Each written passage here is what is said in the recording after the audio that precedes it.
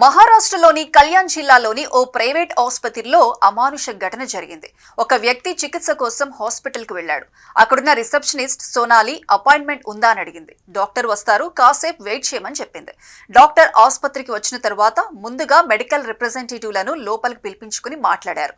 Doctor కోసం చాలాసేపటి నుంచి ఓపిక్గా ఎదురు చూస్తున్న వారు డాక్టర్ చర్యలతో తీవ్ర అసహనానికి గురయ్యారు. మెడికల్ రిప్రజెంటేటివ్లతో మాట్లాడడం అయిపోయాక సీరియల్ నెంబర్ ప్రకారం పిలుస్తారని సోనాలి సర్ది చెప్పింది.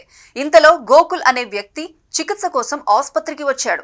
నేరుగా డాక్టర్ క్యాబిన్లోకి వెళ్లి మాట్లాడే ప్రయత్నం చేయగా రిసెప్షనిస్ట్ వారించింది. దీంతో ఆగ్రహించిన గోకుల్ రిసెప్షనిస్ట్ సోనాలి జడ పట్టుకుని ఈడ్చుకుంటూ బయటకు లాక్కెళ్లే ప్రయత్నం చేశాడు.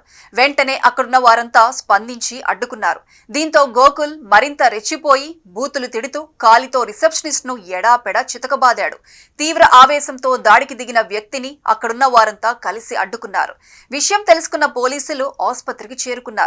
ఈ ఘటన తాలూకు దృశ్యాలన్నీ సీసీ కెమెరాలో రికార్డయ్యాయని తెలుసుకుని కెమెరా రికార్డింగ్ ను స్వాధీనం చేసుకున్నారు. గోకుల్ చేతిలో తీవ్రంగా దెబ్బలు తిన్న రిసెప్షనిస్ట్ సోనాలి ఫిర్యాదు మేరకు కేసు నమోదు చేశారు.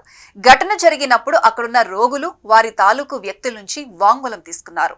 అసభ్యకరమైన పదజాలం, మహిళలపై దాడి, మహిళ వ్యక్తిత్వాన్ని అవమానించడం వంటి అభియోగాలతో పలు సెక్షన్ల కింద కేసు నమోదు చేశారు. గోకుల్ ను అరెస్ట్ చేశామని అసిస్టెంట్ పోలీస్ కమిషనర్ సుహాస్ తెలిపారు. ఘటన తాలూకు సీసీ కెమెరా విజువల్ సోషల్ మీడియాలో షేర్ చేయడంతో వైరల్ అవుతున్నాయి.